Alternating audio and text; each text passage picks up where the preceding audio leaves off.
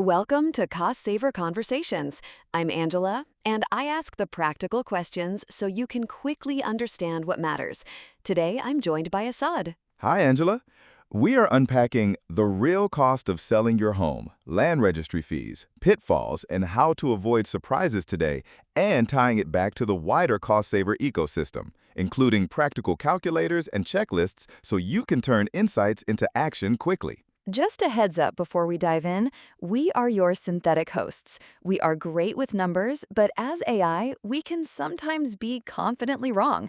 Think of us as the digital versions of your most knowledgeable, slightly caffeinated friends. Exactly. Treat this chat as a smart estimate only, not as professional financial guidance. Always check important details with official sources or a qualified expert before making any big decisions. Welcome back, everyone. So today we're diving into something that, honestly, I think most of us just kind of gloss over when selling a home, the real costs. And specifically, Assad, we're talking land registry fees, which I always just assumed the buyer. Yeah, exactly. That's it. You've hit the nail on the head there, Angela. That's what everyone thinks, right? That sellers pay nothing to the land registry. And look, in most straightforward sales, that's broadly true, actually. Right. But it's not always true, and that's where people get properly caught out, you know? It's like, well, it's one of those things where what you don't know can really bite you. Because, most people have heard of the land registry, but I don't think any of us really understand what does it actually do for sellers, or why we should even care. No, exactly. So it's basically the government body that keeps all the property ownership records for England and Wales. And here's the thing, if your name's not on that register, you don't legally own the property. Full stop. Oh, wow. Yeah, so for a seller, if there are any errors or, omissions on your title, the buyer solicitor is going to flag them. And then suddenly you're on the hook to fix everything before you can actually sell. Ah, so it's not just about the fee itself then. It's about potential delays and like extra work that comes out of nowhere? Precisely. I mean, look, on a typical 300,000 pound home sale, if you hit these title issues, you could be looking at unexpected costs of 200 to 500 pounds or more, just for land registry related fees and solicitor charges. Wait, really? Yeah, and that's money most people just haven't budgeted for at all. Okay, so when do sellers actually end up paying these fees? Like, give us the worst case scenarios here. Right, so the big one, probably the most common, is if your property has never actually been formally registered with the land registry before. That's still a thing? Oh yeah, more common than you'd think, honestly, especially with older properties that haven't changed hands since the 1990s, when compulsory registration was, gradually rolled out. Oh, I didn't realize that. I just assumed they'd all be on the system by now? You think so, wouldn't you? But no. And if yours is unregistered, you'll need to register it before you can sell. The fees are discounted for first registration, which is nice, I suppose. How much are we talking? So it's about £100 for a property between 100,001 and 200,000. Goes up to 150 for properties up to 500,000. Not huge, but it's still a real cost that just appears. And if you only find out when a buyer's solicitor flags it? Oh, God. Then you're looking at weeks of delay, easily, while your solicitor scrambles around trying to dig out all these old deeds from wherever. It's a proper nightmare. What else? Another common one is removing a mortgage or legal charge. So when you pay off your mortgage as part of the sale, your lender has to formally remove their charge from the title. That's called a DS1 application. Right.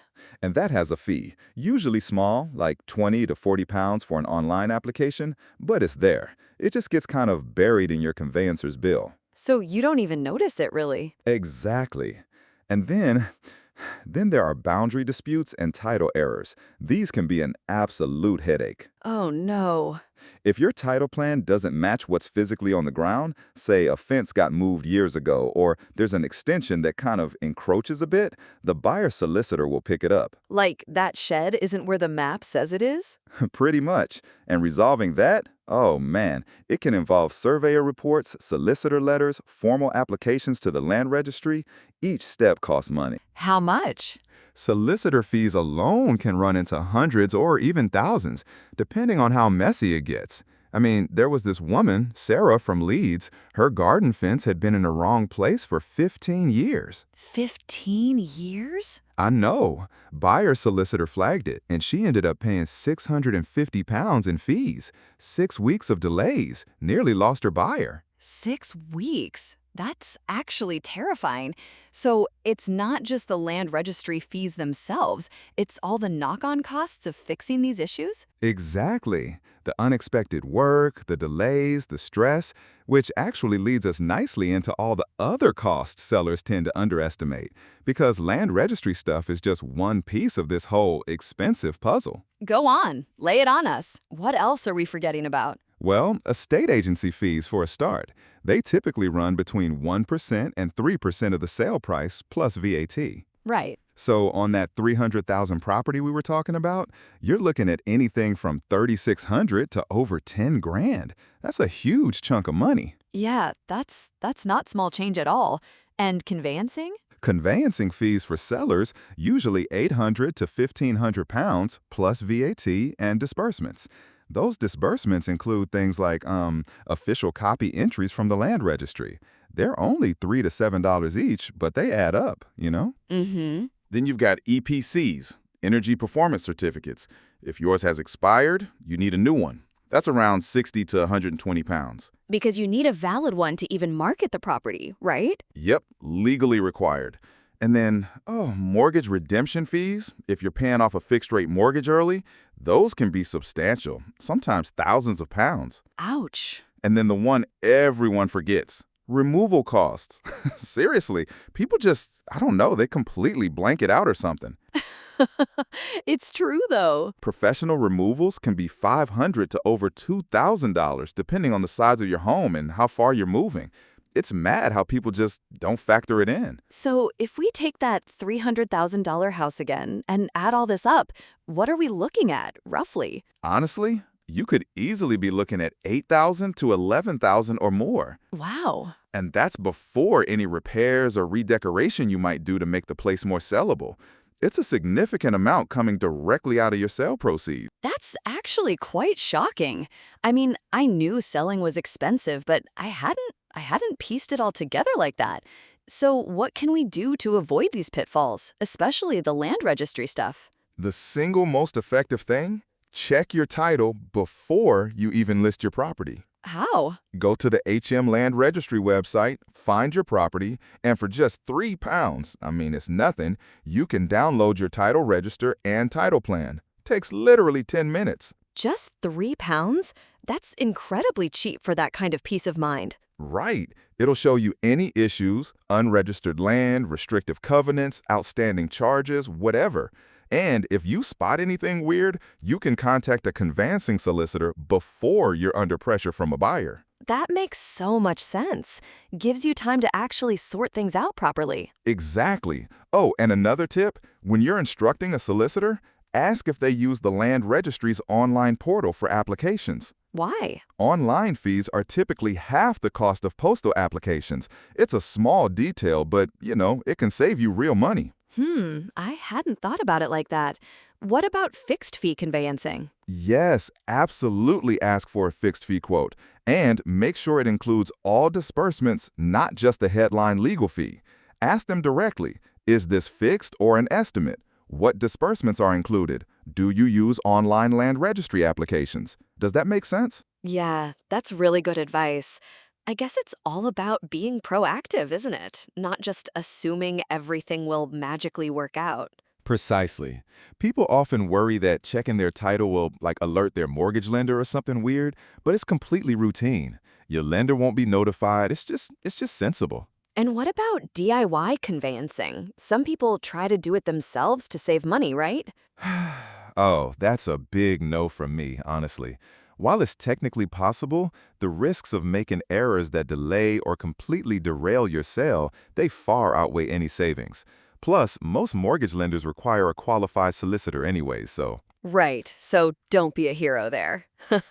Exactly. So, just to wrap up, Assad, what's the one key thing you want our listeners to remember about selling costs and land registry fees? Okay, the main thing is this. Selling your home involves real, varied costs that are surprisingly easy to underestimate.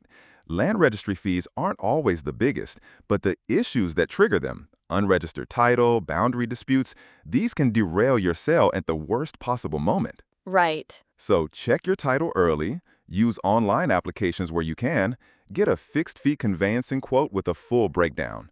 I mean, honestly, 15 minutes of preparation now can prevent weeks of delay and hundreds, maybe thousands of pounds in unexpected costs later.